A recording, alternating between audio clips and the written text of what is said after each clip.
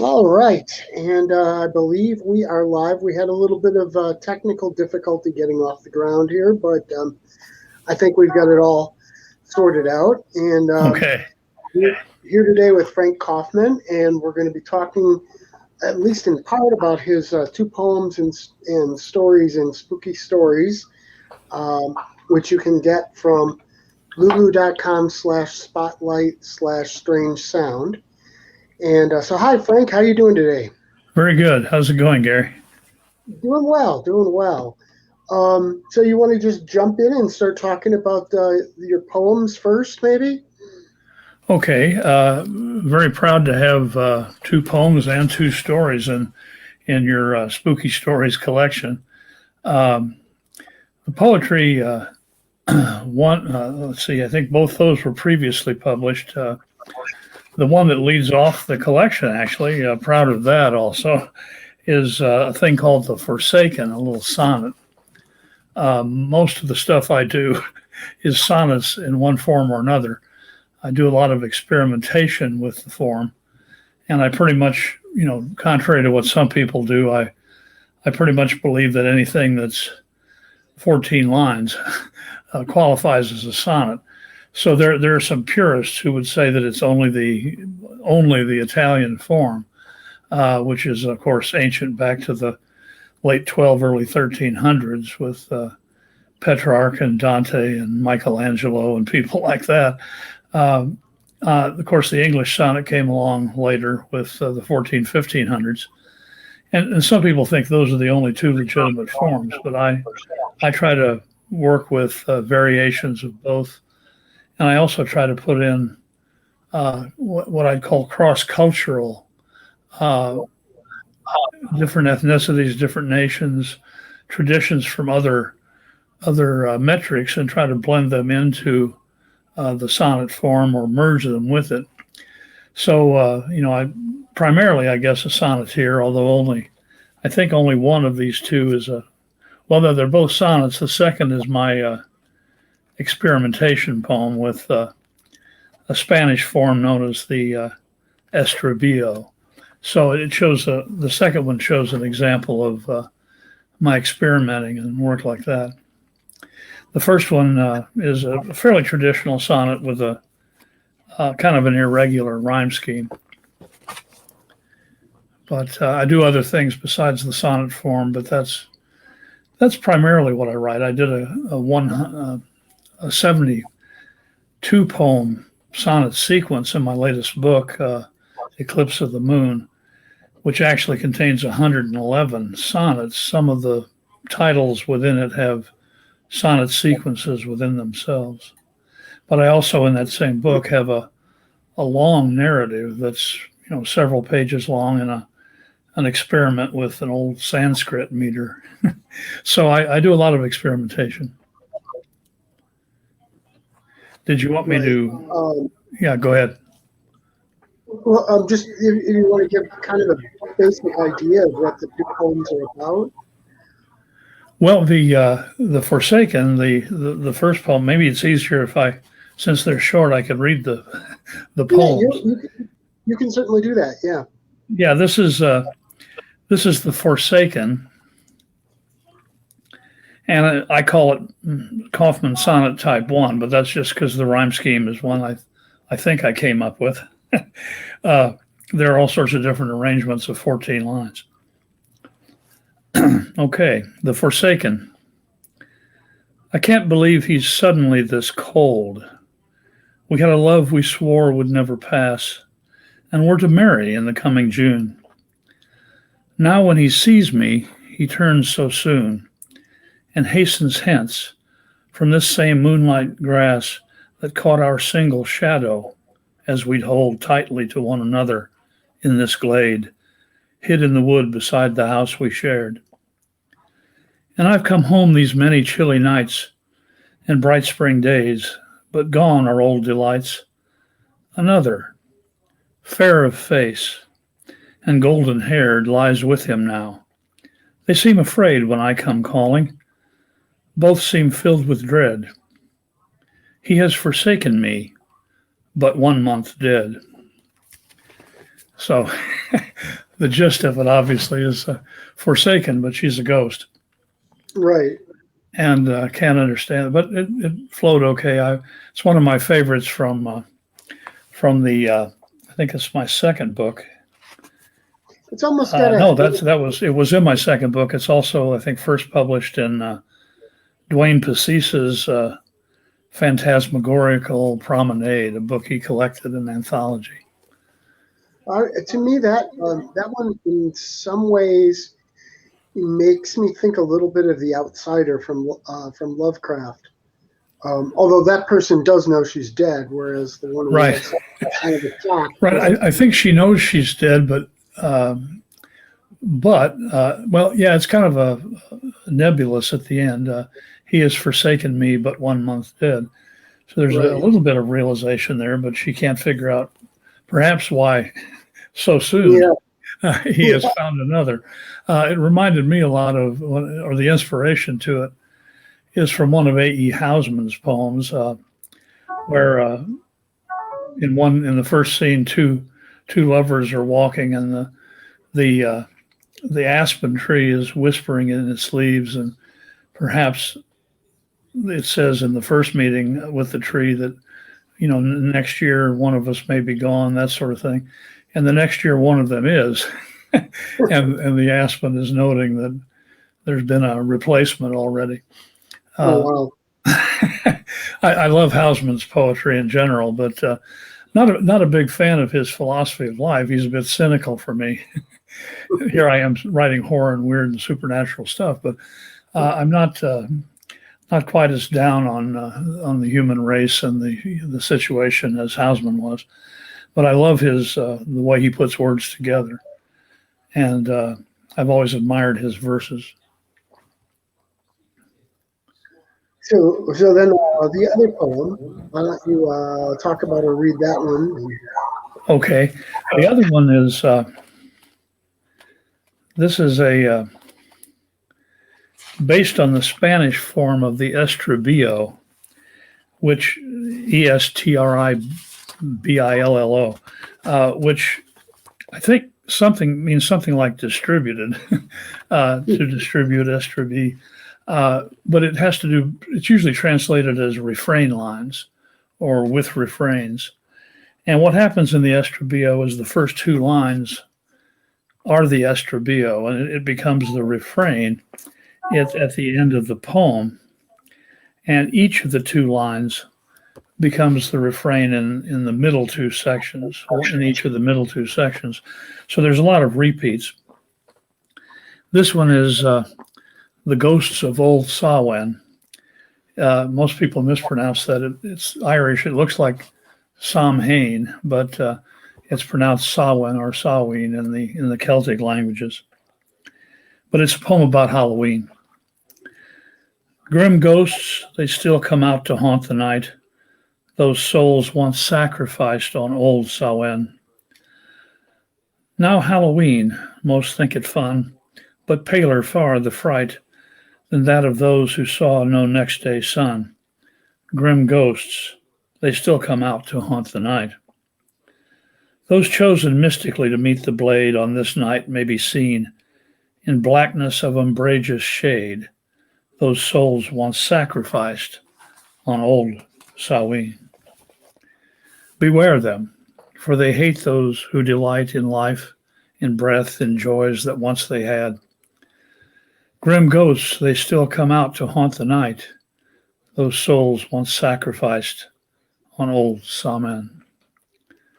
So it's, again, a lot of repeats, but it's connected with the Celtic Samhain as the idea that, and this is still up for debate, but they think that perhaps anciently there were human sacrifices on that night. It's one of the 8 quarters and cross quarters of the year in the Celtic scheme of things. Right. So what about your stories in there? You've got two stories, both very different and both very creepy. Yeah, thank you. I hope they work that way. The first one in the book, I think, is Chindi, which is a modern, I call it a modern Navajo tale. Um, with all my work, I do a lot of research. I'm a retired college English professor, creative writing, English, journalism. I advised the college newspaper for 20 years. Um, that's the last job I had. And I am used to doing, obviously, research. I've done a lot of scholarly papers, a lot of work on Robert E. Howard and his poetry, especially. One of my favorite writers. There are a lot of them in the team photo, along with Tolkien and several others, G.K. Chesterton, as far as writers of prose and poetry.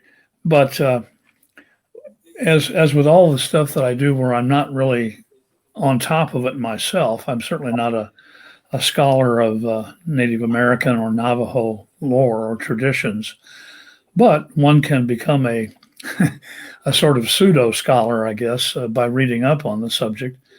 And I was intrigued by the subject of the skinwalker, and did a lot of work reading up on that, Navajo traditions, parts of that legend, how one becomes a skinwalker, how to get rid of one or appease one.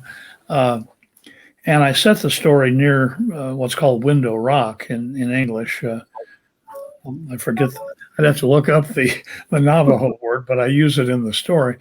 And it's about a meeting, basically, or the primary character is a young fellow who's part Navajo. His great great grandmother has left him a sort of hogan. It's actually a house built and framed, but it's in the shape, kind of an octagonal shape of an old hogan structure for the Indians.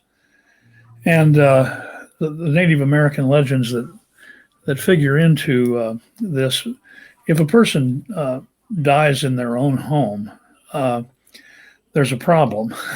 The anciently the idea was to be outside and elsewhere where the spirit could be immediately free, and there could be a plague, a chindi, a spirit could inhabit or plague the house that is the home where someone died. A lot of times in ancient times, I guess in fairly modern times, they would actually destroy a dwelling if that had been the case, so that no one could again inhabit.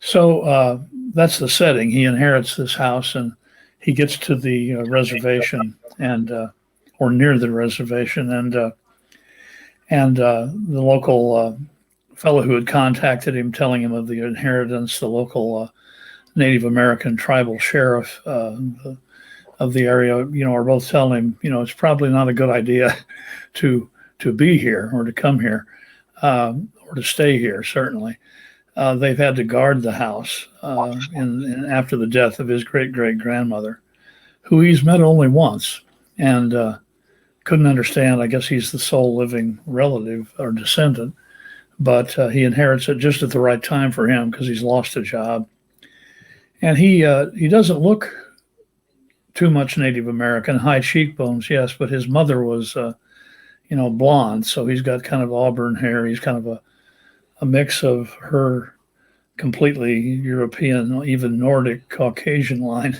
and the Native American. But his maternal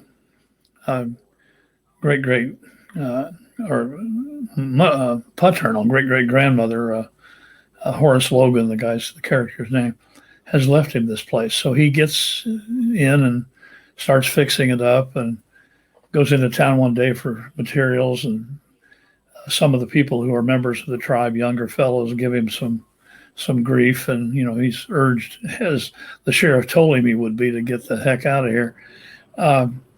And things start happening wrong almost immediately.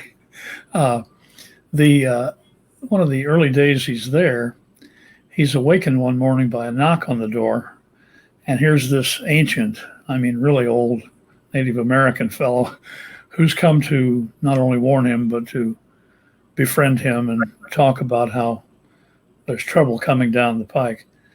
And so the tale of the Chindi, but also in the form of a skinwalker, becomes very real for him, and he's forced to become a guardian of this property. He encounters the spirit in the form of a coyote, which is typical, and other animals and things. He becomes ill for a while, and they have to do a ceremony to help him. And so it goes on from there. He and this old fellow become friends, and then the plan then becomes, or the trick will be, how do we cleanse this house or rid me of this plague I've inherited. So don't want to spoil the ending, but but that's the gist of the plot line. And the other story, why this has never been published before. The first one was in Dwayne Pacese's 32 Horses on a Vermilion Hill, which was done as a kind of a book published to help a fellow out with actually with his dental work, hence the title, and to collect money for that project or to help him out. And so in this one, in Why, the story is set in Mississippi, and the family in the center of it, and the fellow, the young man in the center of it, Mickey Jim, is the youngest scion of this family who creates wicker work.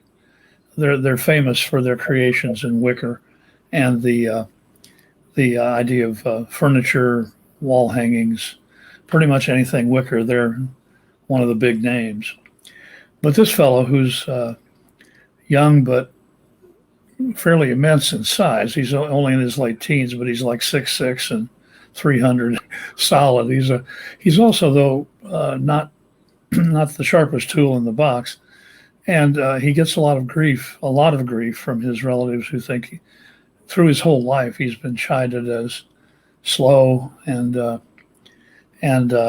moron, a bad worker. This is our family livelihood. You need to do better work, and tuck in this end, that sort of thing. They're boxing his ears, and he basically hates most of the members of his family. And he goes off by himself quite a bit. He's only got a younger sister, Winnie, who he kind of is a friend of. She's the only one of the few who are nice to him. And most relatives, are thinking of him as the definite black sheep or the oddball of the family. So he goes away to his uncle's abandoned tobacco barn, and kind of meditates and just gets away from it as much as he can. And he decides in his loneliness he ends up doing his own wicker work, but intentionally leaving loose ends, right? And this is my work, and even though he hates doing it, he enjoys the fact that nobody's there to tell him not to do it that way or to tuck in that end. So he intentionally leaves strands of the wicker all over the place on these barrel shapes that he's making. Okay. Then he gets the idea of assembling some of them into more of a human figure. And the story goes on from there. His friend and eventually his family of wicker friends become the folks he goes to retreat, and even brings them picnics and lunches, but they of course they don't partake. but he gets away to this barn and sits with them often, and then the story goes on from there, and strange and horrible things begin happening near the end of the story. There's a delay before the actual climax, but it's a story that I was inspired by. I won't give away the story title. One of H. Munro's stories, Saki, Saki, his pen name. So that I was happy to get that one published. I've tried to get that out quite a few times, actually. It's just one of those things where you try and try again with publication. I always thought it had, I get things back like, too gruesome or, that sort of thing. And marketing, especially horror, there's so many online markets now, and both print and to set up for print or online, that even though you read the requirements and the guidelines, it's kind of hard to know exactly what they might like. And of course, it's all a matter of taste. If they don't like my stuff, then okay, I'll try again. So somebody else may. My view is it actually can be even a matter of timing. I mean, someone might read something one day and get one impression of it, and a few weeks later read it again, and it comes across completely differently. Right. That's true. Yeah, sometimes a second reading, which unfortunately editors rarely do, unless it's a poem, something short enough they might look at again. There was something about that I liked. Let me read it again. But whole pieces of fiction, that's not always the case. But yeah, it's good. The rule, of course, is to all the stories about wallpapering your room with rejection notices and things like that. I'm not sure I have that many, and most of them come in email anymore, so there's nothing to paste up. But yeah, but the story about the author having that sort of amount of rejections is probably par for the course. The idea of keeping on going, though, and send it out there again. If it needs revision, if something comes back, I look at it again, and I say, can I tweak this and make it a little bit better? What's too much? What's not enough? And sometimes I look at it and say, no, this is good. I'll send it out again. My opinion, I'd publish it. What's wrong with you? That sort of thing. So it's the never-ending struggle. And of course, poetry, it doesn't pay the rent anyway. It never has. I'm glad I have a pension from my college teaching, which has allowed me to do actually some writing. I've been writing more since actually started really putting stuff together and sending it out about 2014. Some of the stuff is juvenilia and stuff I've done over some of a lifetime.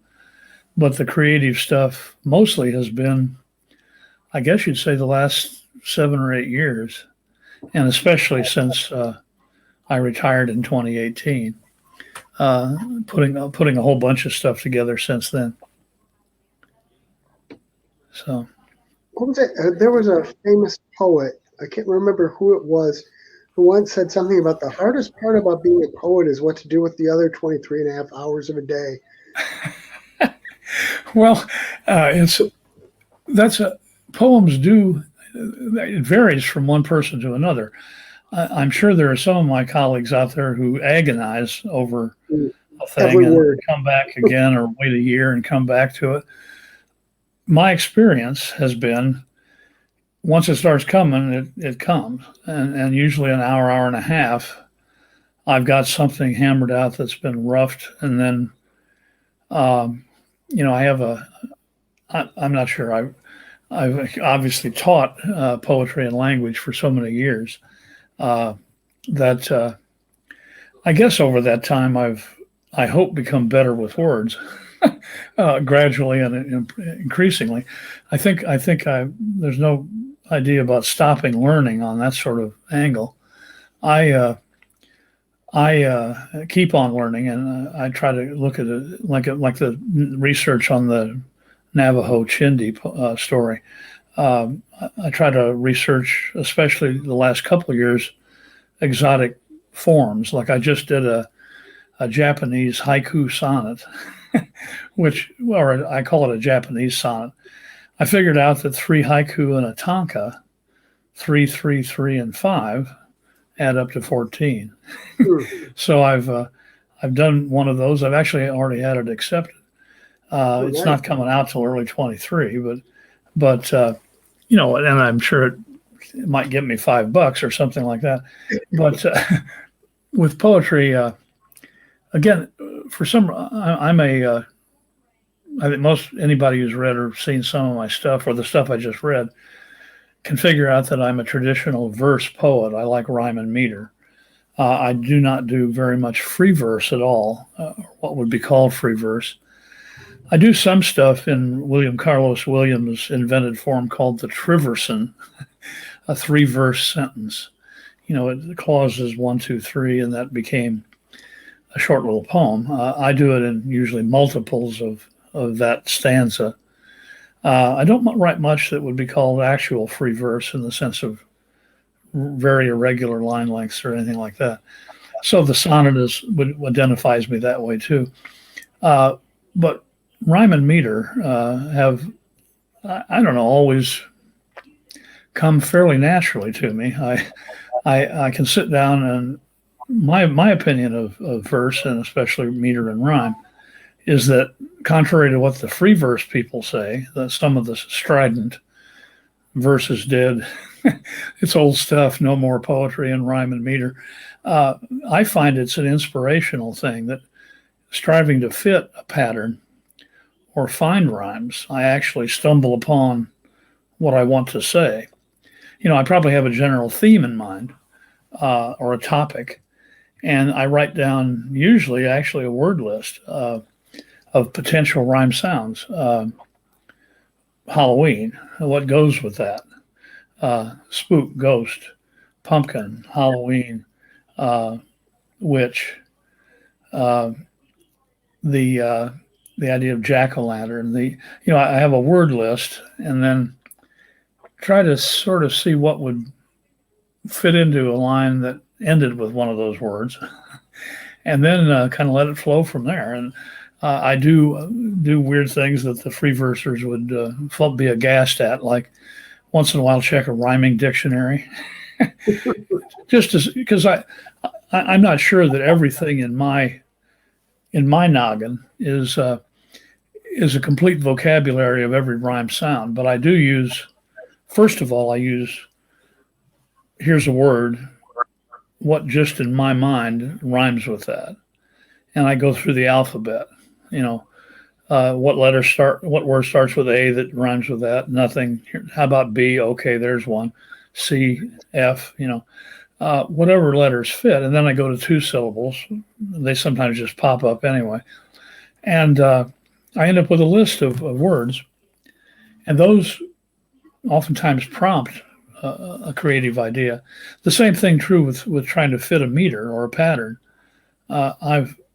A regular rhythm. I've sometimes hit upon, wow, I really like that phrase. I recast it. What the medieval rhetorician Geoffrey of von Sof called the theory of transpositions. You take a sentence and you bend it every way you can that still makes sense. And one of those might be glorious. Wow. That's, and there are some things with rhythm and cadence, like Tom Paine, for instance, in the Crisis paper, number 1. These are the times that try men's souls. And the accents there, it's not poetry, it's very, very poetic prose. But these times try men's souls. Those are the accents of those monosyllable words. But if he'd have said, men's souls are tried by times like these, and birds are chirping in the trees, it would be too sing-songy, right? But what he hits by choosing that string of words in that order, these are the times that try men's souls, and the heavy downbeat of those accented syllables is what makes that. It's better than men's souls are tried by times like these. There are a lot of ways to cast that sentence that still makes grammatical sense, but the idea of finding the perfect flow of a rhythm that you're seeking, and so I find trying to fit a pattern form inspirational, and there are people, especially again a lot of free verse exponents and modern theorists, who say that content should precede form. And form should be sort of an organic thing that flows from the content. Well, I probably write as many or more poems that I think it's equal. I probably write as many or more poems that start with a form and then pour things into it. Liquid fits the shape it's poured into, a line from one of my poems. The idea that you have like the sonnet. If I say I'm going to write a sonnet, or if I say I'm going to write an Italian sonnet, it's got to be iambic pentameter, ABBA, ABBA, CD, CD, CD, or CDE, CDE in the sestet. It's very strict rules. But look at how many different sentiments and ideas have been poured into that very strict form. It's not like content dictates form. If that were the case, there'd only be one form for every poem, which is, I guess, what free verse is. but for me, I used to do like the prose version of fitting it into a form.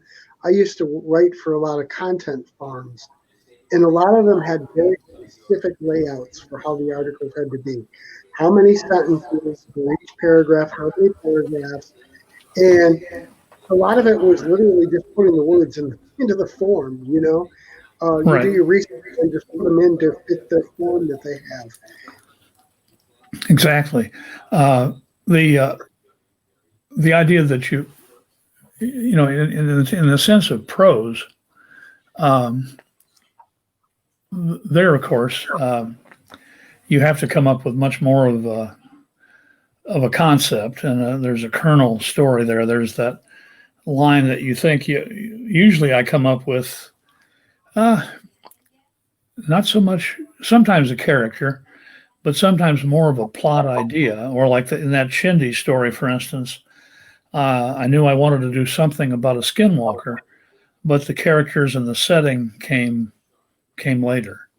Other than the skinwalker kind of locks you into, to that country, Navajo, Arizona, New Mexico.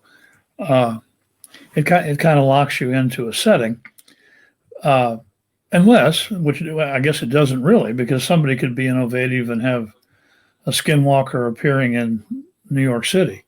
So there was a Kolchak episode that took place in Chicago with the Native American.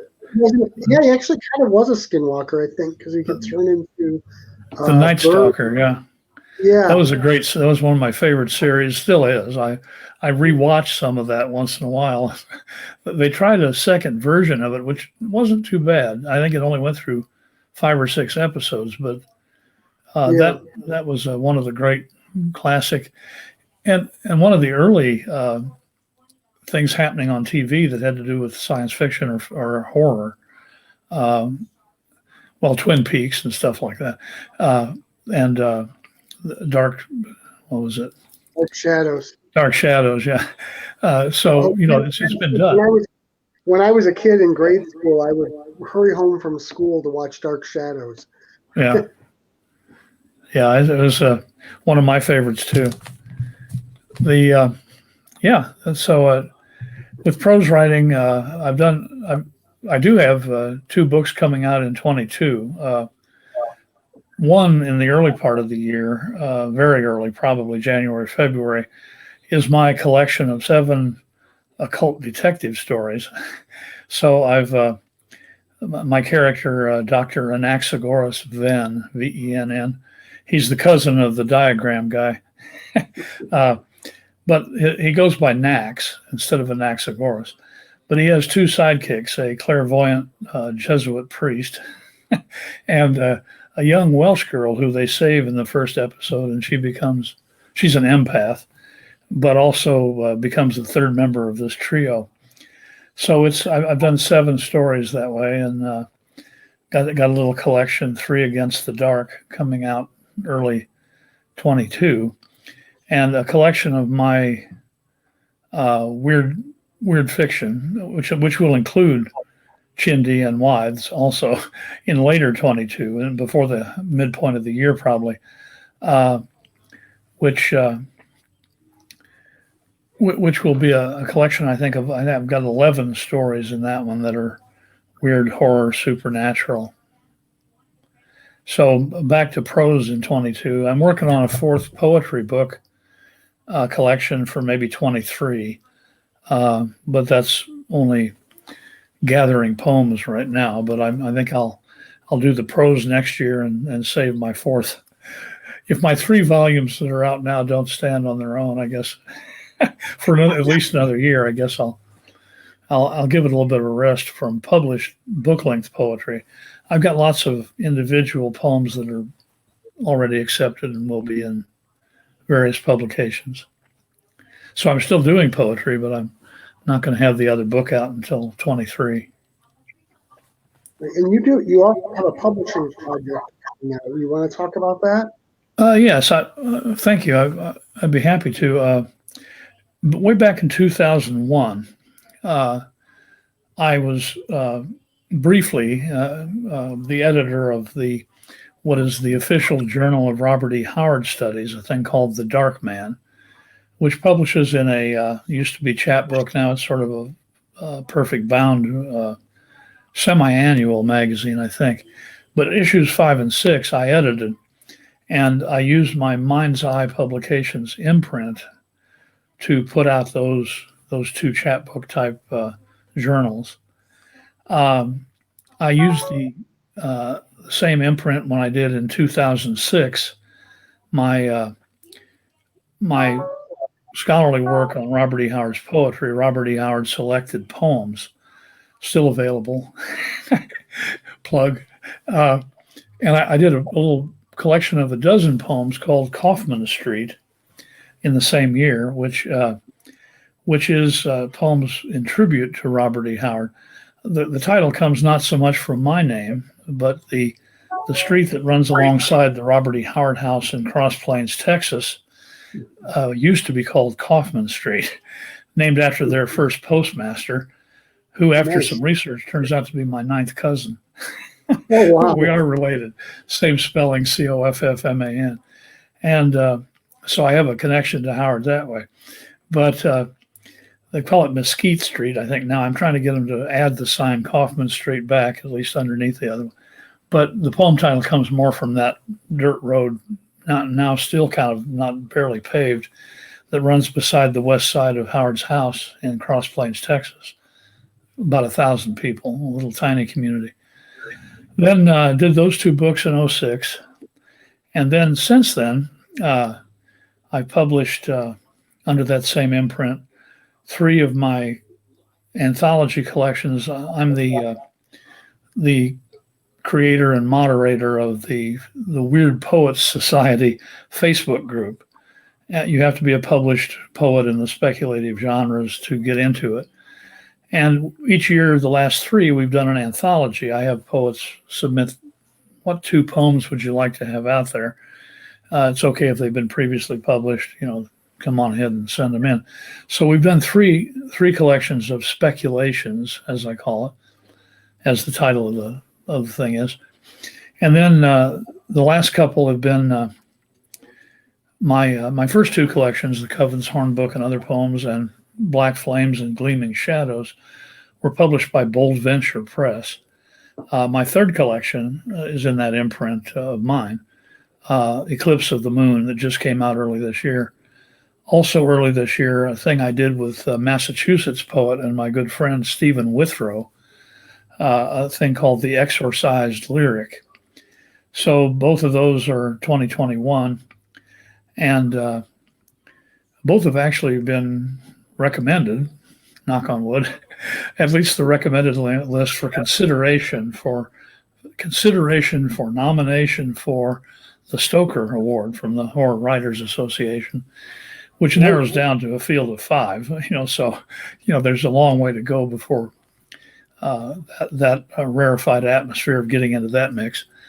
But I just opened up Mind's Eye in a more formal way, and I'm starting a journal, taking submissions now through the winter solstice, the 20th of December, I think, this year, for a journal I'm going to call Journ-E, JOURN-E,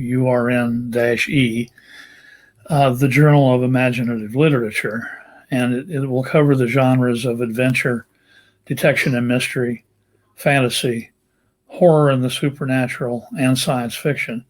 Kind of a 5-part, a pentapartite journal, semi-annual.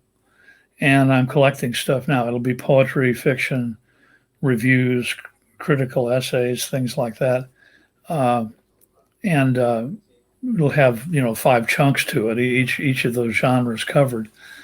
So that's the project, the big one I'm working on right now, and that will be a journal publication from Mind's Eye. The website is you can get there through a forwarder email. Mind's Eye, all slurred together, no apostrophes. .pub, pub, but that will forward you to mindseye.us.com, which is the website for the project. And I've got a Facebook page, Mind's Eye Publications, also.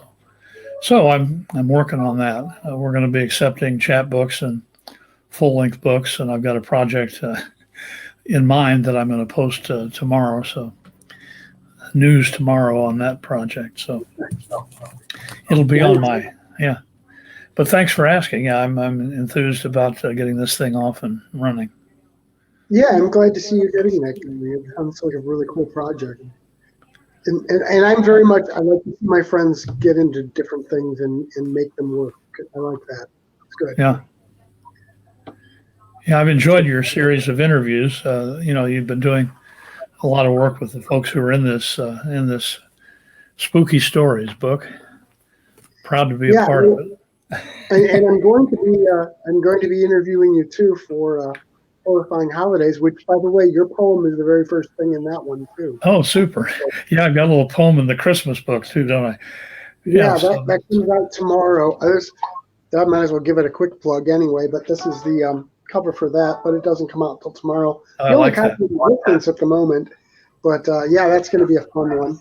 So, and I want to do an interview with you if you want to for that as well. So, for sure. I'm going to be doing a lot of pushing on that, but what we were here to talk about spooky stories though. So yeah, you had your copy up there as well, but I think it's a really good book. But you know what? I ought to think every book I publish is really good, and I do. I like them all. It's kind of, somebody once asked, well, what's your favorite book you've put out? Well, my favorite one is the one I'm working on at the moment, always. It should be. You always should be doing your favorite one then.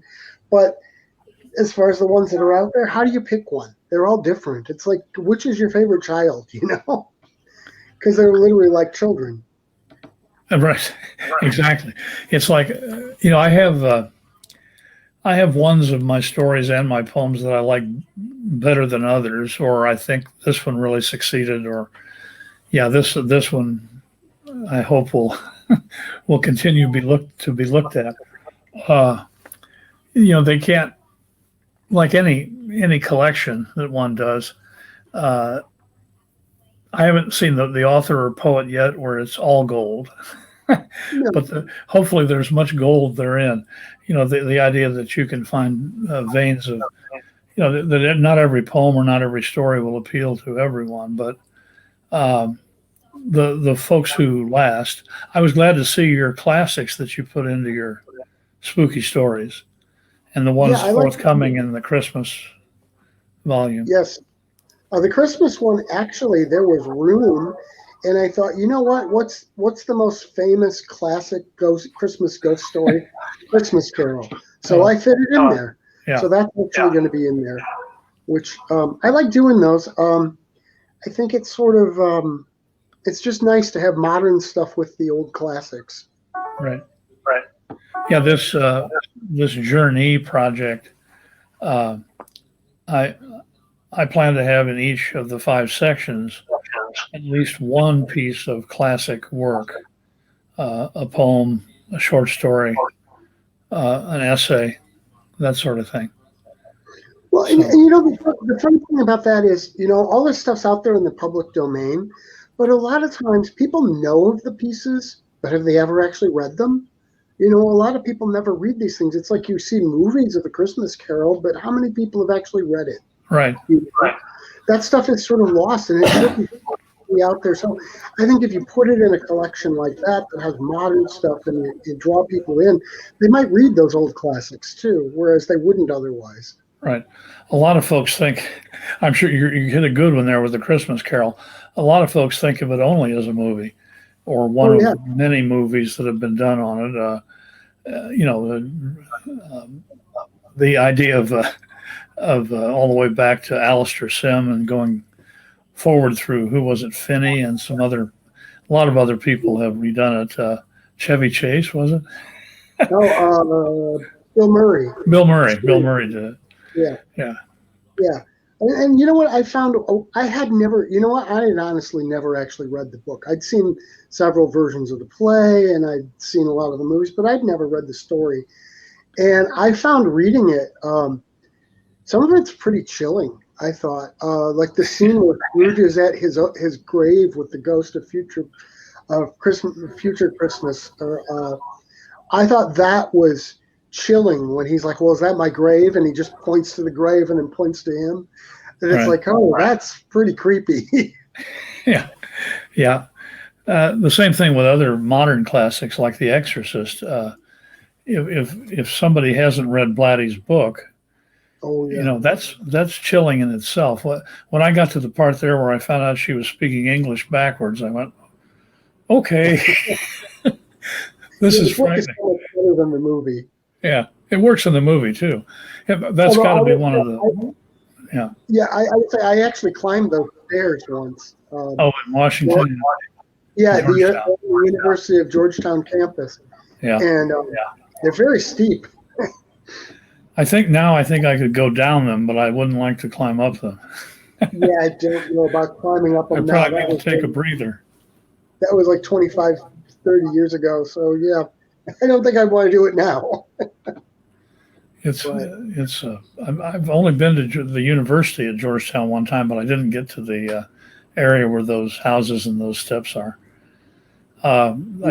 Georgetown had a good online, but I also visited and sat in on a couple sessions of, they were doing web design, and that's way back when, it's like 10, 15 years ago, an online course that I kind of sat in on. And then when I was in DC one time, I stopped by and listened in and was in the live audience for it one time. But I think it was a PBS thing. I'm trying to think who did it. I think it may have been PBS. One of my favorite things about Georgetown, I was only there for like 1 or 2 days, but one of my favorite things, I don't know if I don't talk a lot about this, but I'm actually a big foodie, and I love trying different foods and stuff. And I remember walking down around the campus district, and you want a cuisine from some part of the world, it's there. You can pretty much just pick whatever part of the world you want cuisine from, you'll find it. Yeah. I've never seen that kind of selection before. Yeah, that's very, very cosmopolitan, like any big city, really. But well, the other thing is I've got a thing for, I just, not that I speak the languages, but I love hearing different languages, and I love accents. I do have a big ear for accents. And I remember walking around there too, and it's like, oh, that's French, that's Russian. You know, just listening to the people speaking the different languages. You don't get that other places either. Yeah. But yeah, it's a pretty cool place. So, you got any other projects you'd like to talk about, or? Well, not. I guess that's enough. with Mind's Eye, I'm going to be pretty busy for the next year. It looks like. I'm reading through the poetry that's already been submitted. I've actually got two sections already closed out, and I might even have enough stuff in poetry and science fiction and fantasy to go. I'm darn near enough to do 2 issues with that. And so as we go, I'm going to post closed out areas of this book. You know, I need more detective. Obviously, when I put down poetry and I say I'm going to do a unit on detection or a unit on adventure, poems on detective stuff or mystery are not common, but they used to be more common.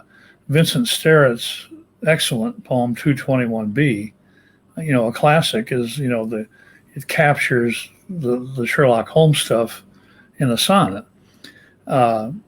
Adventure poetry has been on the decline in the 20th century. Robert E. Howard did a lot of it. But think back to the previous epoch, like Longfellow and the Ride of Paul Revere. You know, the stories poetry that catches a lot of historical events captured in adventure poetry. So those have been meagerly contributed to so far.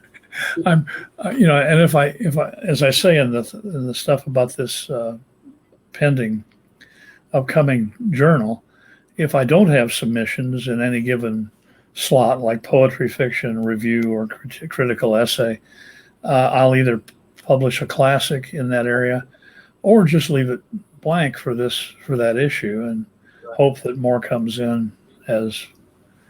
But yeah, I get a lot of sci-fi, fantasy, uh, and horror poetry. Those are still three big genres, and a lot of poets of the speculative are working primarily in those.